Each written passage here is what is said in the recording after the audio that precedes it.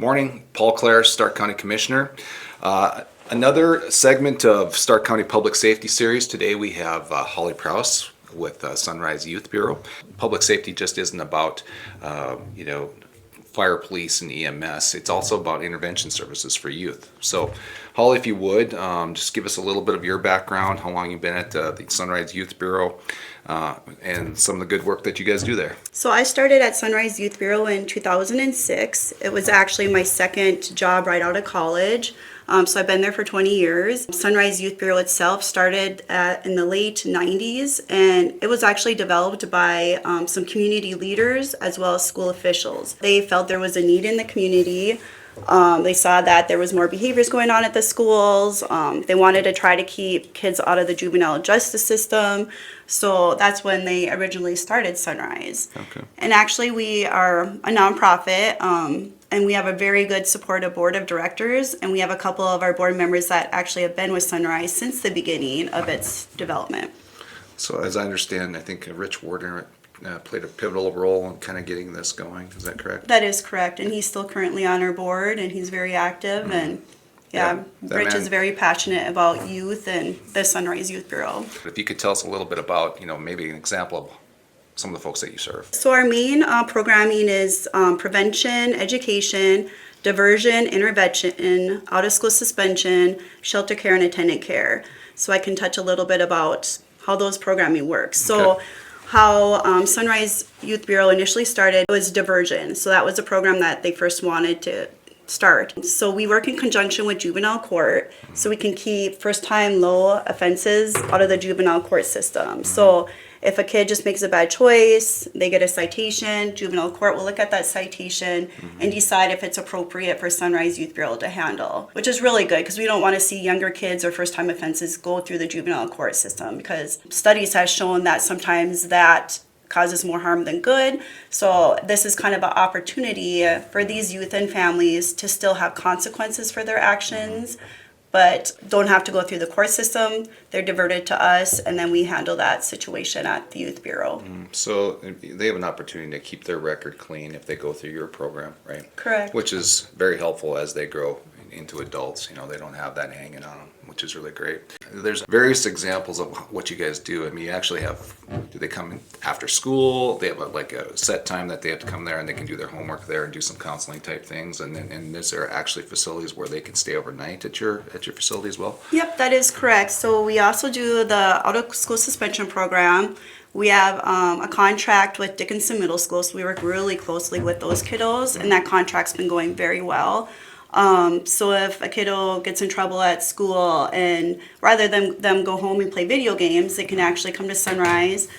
We supervise them while they do their homework, and then once they're completed with their homework, we work on the reason why they're at Sunrise. So whether it's like being disrespectful to a teacher or getting into a fight or getting caught with a vape, we can do some intervention in classes with them. So it could be a vaping class, solving conflicts class, respect and rules, anger management. Those are some examples of the classes that we may do with them while they're at Sunrise. You actually will provide some actual safe space for those folks that don't have a place to go, is that correct? Yep, that would be shelter care and attendant care. So those programs are a little bit different. So attendant care would be a child would be brought in by law enforcement with a delinquent citation. So an example of that would be like disorderly conduct.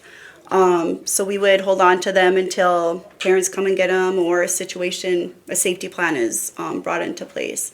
Okay. Shelter care, law enforcement can still bring kids into shelter care, but that would be more a CHINS referral. So that could be a runaway youth, unruly youth. We work very closely with Rough Rider North Human Service Zone, as well as Southwest Dakota Human Service Zone. They have to remove a child due to safety concerns, or maybe currently this child is in foster care, and they're just not really getting along with their foster parent. They can actually come to Sunrise kind of as a timeout or a safe place for them to go. Your partnership with local law enforcement, I imagine, with the SO and the PD as well, right? We work very closely with the school resource officers. So if there's issues going on at school, they can get a hold of us, bring that kid over for the day, as well as, a law enforcement finding a child after hours. So Amber is another one of my staff, are on call 24 hours a day, 7 days a week, 365 days a year. Because of the reason, like, if there's a runaway or if law enforcement gets a kiddo at 2 in the morning and finds a kid, they can bring them over to Sunrise. Let's talk a little bit about the challenges, different trends that you've seen, and things that you're dealing with now that maybe you didn't deal with 10 years ago. Well, I would say back in the day with diversion, we saw a lot of underage drinking. That has definitely kind of shifted. There was a time where I would say this last 5 years, we really weren't seeing a lot of underage drinking, but that is coming to light again.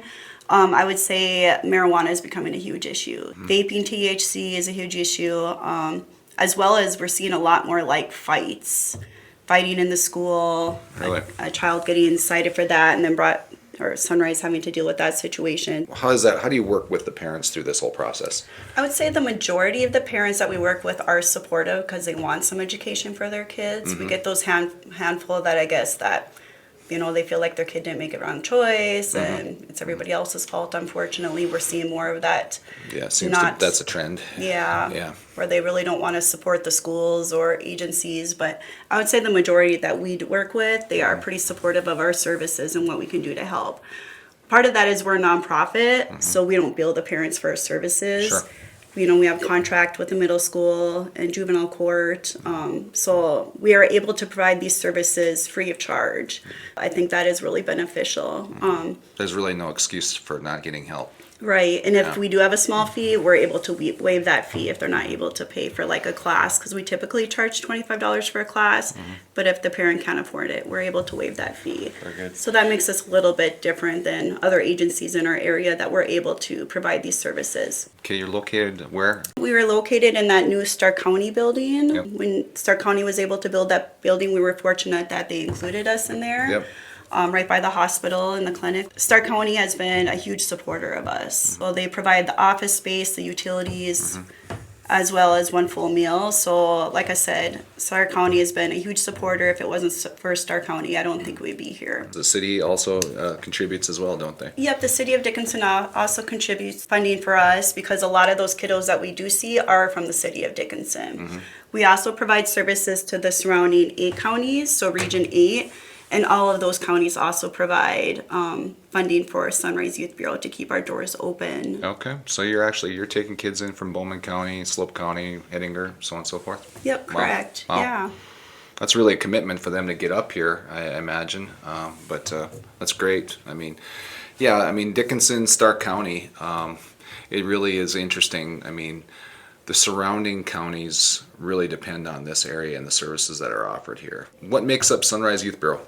So we have 4 full-time office staff. The office itself is small, but we make it work. And then I have about 10 to 12 part-time on-call staff that does shelter care and attendant care. So if we get a kiddo in the middle of the night, we call our on-call staff and they come in. I've been there for 20 years. My other staffs have been there anywhere from like 18 to 15 years. So we have really good staff with really good longevity. That's really key.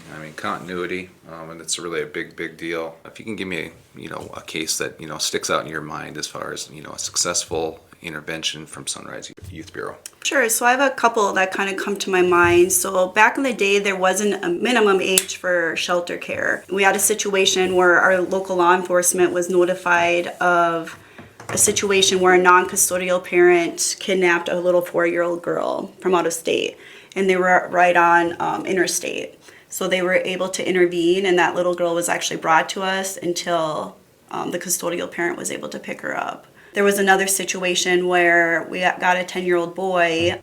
He was actually on the highway, and a truck driver saw this little boy on the highway with no shoes. He pulled over and ended up calling law enforcement, and he was brought to us. Well, come to find out, he was with his aunt, and his aunt was drinking and driving, and he was kind of fighting with her to pull over, and she pulled over, and he ended up running out of the car with no shoes, and the trucker ended up finding him. There's other situations where we get runaways from other states and they come here on the bus, and then they notify our local law enforcement, and they can intervene, and that kiddo comes to Sunrise until a parent can come and get them. So those are just some examples that kind of come to my mind. Yeah. If there wasn't Sunrise Youth Bureau, what would happen with these kids? I mean, it sounds to me like, well, this is a good stopping point. It's an intervention point where you can bring them in for some counseling, a safe spot, potentially even a bed or a meal if they really need it. Versus the law enforcement. I mean, unless they're a felon, they would have to be transported to Mandan, to a youth correction facility, correct? Yeah, that's correct. And I feel like our social workers and law enforcement really know the youth that are appropriate for Sunrise. Of course, if they're like highly intoxicated, under the influence of drugs, or aggressive, they're not appropriate for us. Yeah, I feel like they know who can come to Sunrise, and it's just really, we work really closely with our law enforcement, actually all the surrounding 8 counties as well, because if they have a kiddo that has nowhere to go, or they pick up a runaway kiddo, they're able to bring them to Sunrise and get back onto the streets. Or if that we weren't here, what would they do?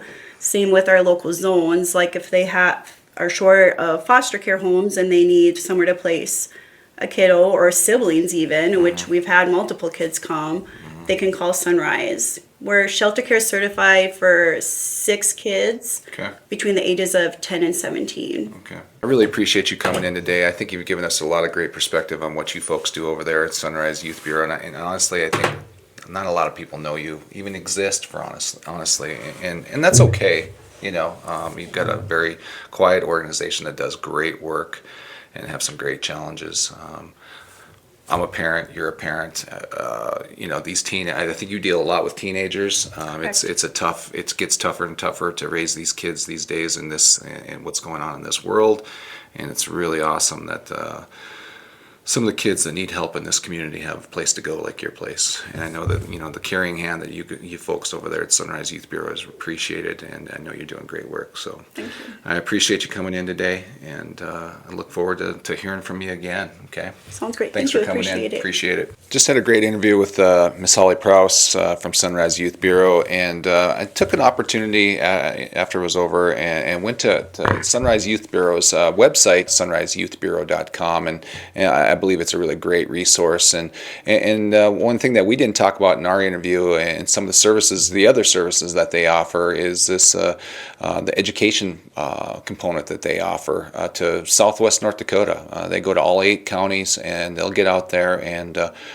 they have a traveling educator that goes to all these schools, and they'll talk to kids grade school level all the way up into high school, and talk about the drug and alcohol prevention and discussion, along with some other great social and behavioral type classes, talking about bullying and teasing, and giving these kids some skills and some coping skills with those type of situations. So just another great component.